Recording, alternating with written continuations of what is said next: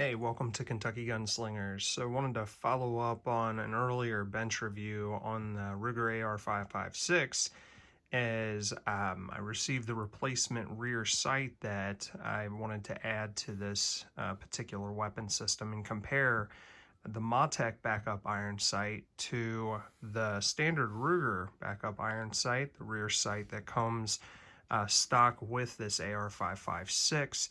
I have not zeroed it yet because I haven't been to the range, but wanted to cover some of the differences that you see all just right off the bat and right out of the box with these two particular sights.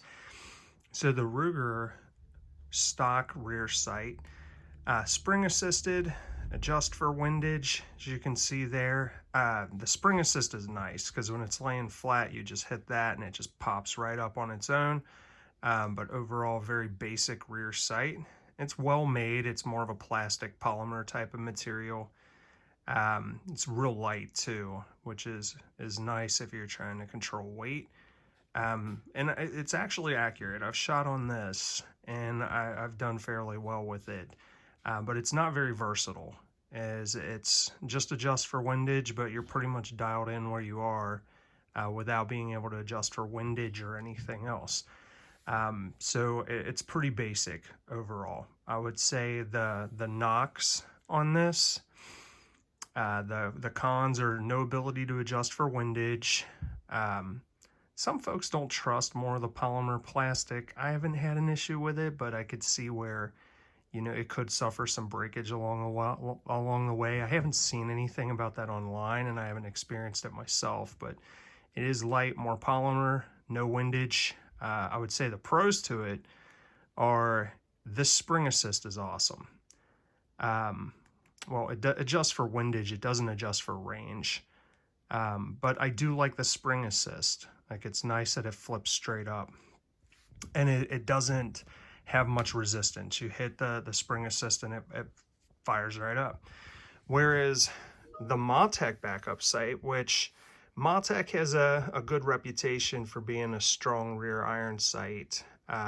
It's one of the standard sights that the U.S. Army uses on the M4, but it has a couple of things that I would say are interesting about it.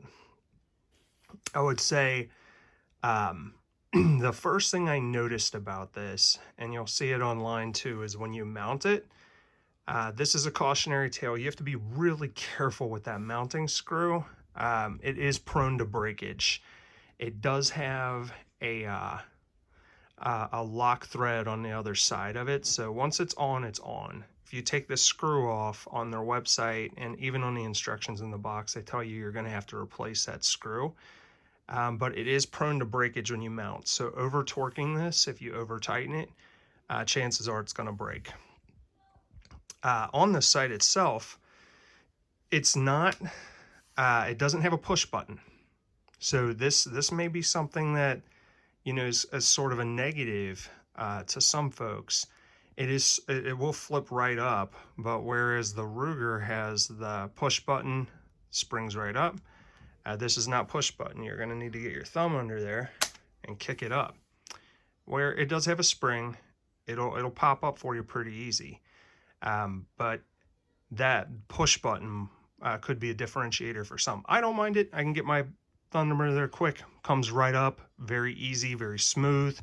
Spring assist is nice there as well.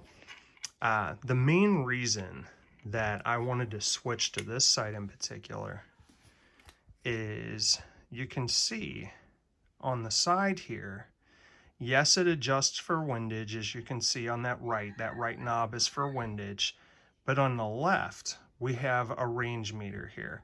And that helps quite a bit, where you can see it goes from, it can go all the way up to 600 meters, where the regular sight that comes stock with this weapon has no adjust for distance at all. So you can adjust for windage here on the right side, and you can adjust for range on the left.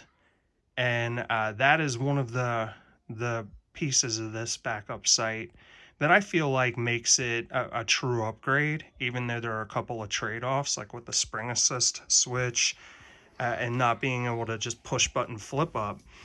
adjusting for range and windage. Now, for this particular setup I have here, I never plan to use an optic, so making sure I have a more versatile backup iron sight's important.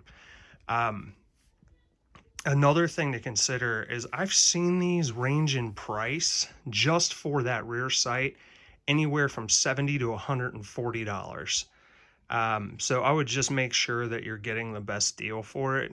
I don't mind spending 70, 80, or even $100 on a nice rear iron sight if it's going to be an opticless setup. Now, I do know it can co-witness really well with an optic itself, but the way this was designed was to put on the very last notch on the Picatinny rail, on the P rail, and they work really well with your general A2 forward sight post. So I'm really excited about the setup here because this is what it was intended to do, was more of a carbine iron sight. It can co-witness with an optic if you want it to, and this A2 front post, a standard A2 front post, is something that it was designed to work with. So I would say on the surface, without shooting it yet, the pros are it's pretty much all metal. It's heavier, which I like because it feels really durable. I like that it adjusts for windage as well as distance. I would say the pros are you got to watch out when you mount it. That's prone to breakage. And the flip up, even though it's spring assisted and it's easy, it might not be for everyone, especially someone who's looking for more of the push button as you find on this here. So with that, I would say subscribe if you haven't already to the channel, share the video if you'd like, and let me know if you have any questions.